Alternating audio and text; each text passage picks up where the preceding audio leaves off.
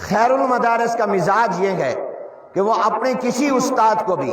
بوڑھا ہونے کی وجہ سے، کسی بھی ملازم کو بوڑھا ہونے کی وجہ سے، کمزور ہو جانے کی وجہ سے، ضعیف ہونے کی وجہ سے کبھی جواب نہیں دیتا، بلکہ ہمارے بعض حضرات ایک دن مولانا صدیق صاحب رحمۃ اللہ علیہ فرمانے لگے خیر المدارس بوڑھوں کو پالتا ہے۔ اور یہ ہم کیوں کرتے ہیں؟ جس نے اپنی جوانی لگا دی، جس نے اپنی صحت اور طاقت کا زمانہ مدرسے کو دیا، کیا جب وہ بوڑھا ہو جائے، بیمار اور کمزور ہو جائے تو مدرسہ اس کو جواب دے دے؟ یہ بے وفائی نہیں ہے، وفا دونوں طرف سے ہوتی ہے۔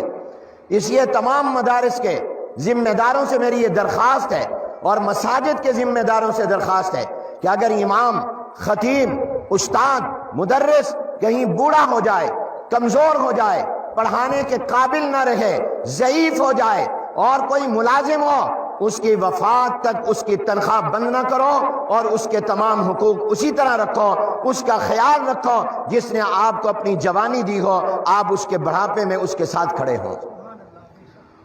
آپ کو بھی وفادار ہونا چاہیے۔ الحمدللہ میں تحدیث نعمت کے طور پر کہتا ہوں کہ خیر المدارس نے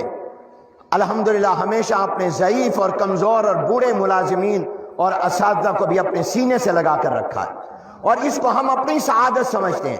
اس لیے کہ جو جتنا بوڑھا ہو جائے اتنا وہ برکتوں والا زیادہ ہو جاتا ہے، ہر وقت اس کا تعلق مع اللہ زیادہ ہو جاتا ہے، وہ نہ پڑھائے، وہ بیٹھا ہی رہے، وہ چارپائی پر لیٹا ہی رہے، اس کی دعائیں اور توجہات وہ برکت